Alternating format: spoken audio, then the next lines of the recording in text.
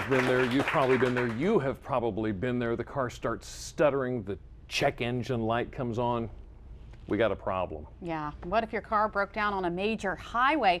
What do you know, or what do you need to know? A lot, and it can be a very scary situation. Brian Spiros is in Salisbury this afternoon. And Brian, you know, we really don't think about how scary it is alongside the road. So there's a lot we need to know to keep ourselves safe.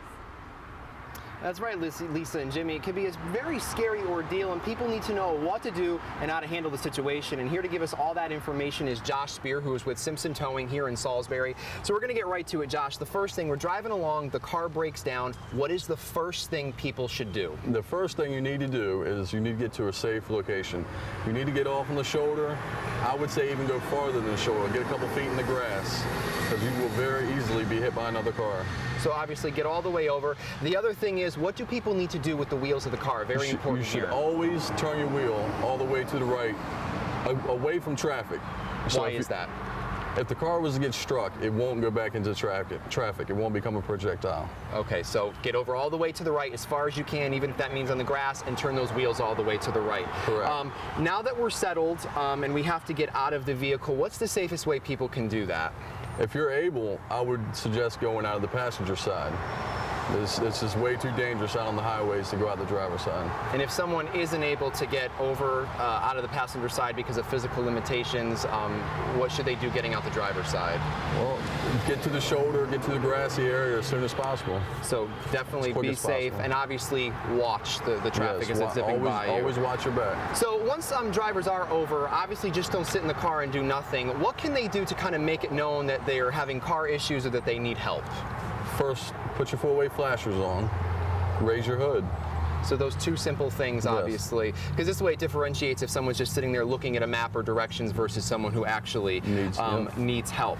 Now, sometimes when people have car problems, they abandon the vehicle and they'll start walking to the nearest gas station. You were saying it kind of goes both ways. You can do that given the circumstance, but at the same time, you shouldn't. Explain both scenarios. Like say if you're on the Salisbury City bypass, speed limit 65 miles an hour, there's no sidewalks, it's not safe.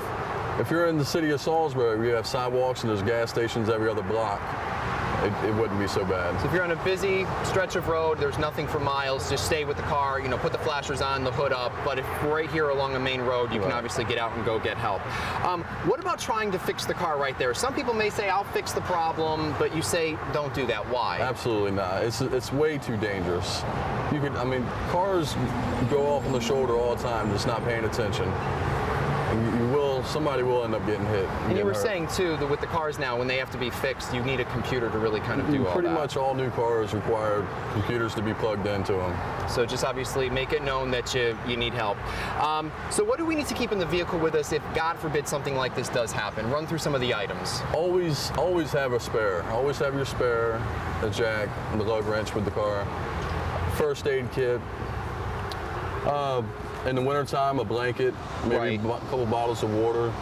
So kind of have all that in there with you. Expect the worst to happen. Exactly. The other important thing you said, in your cell phone, they should have a towing number like Simpson Towing or in there. Put a towing company in your phone and put it under tow truck so you won't forget the name of the company. Exactly, in case you need it. On the flip side of all this, if we're driving along, we see tow trucks on the side of the road or emergency vehicles. Why is it important for us actually to kind of move over into the other lane? Well, it's the law. As in Maryland in 2010, it became law, move over or slow down.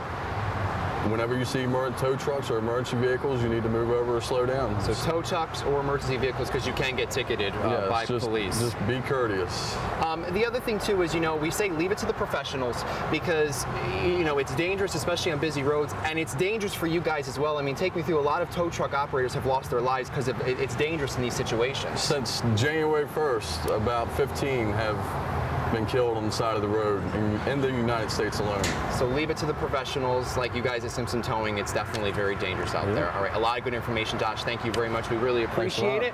So there you go, Jimmy and Lisa. Obviously, it can be a very dangerous situation out on the road if your car breaks down. A lot of good information. People should definitely use it wisely if they find themselves in that situation. And with that said, we will send it back to you guys in the studio. I tell you, that statistic about the tow truck drivers. 15 this year alone. Gonna make me amazing. think twice when I see a tow truck on the road. No kidding.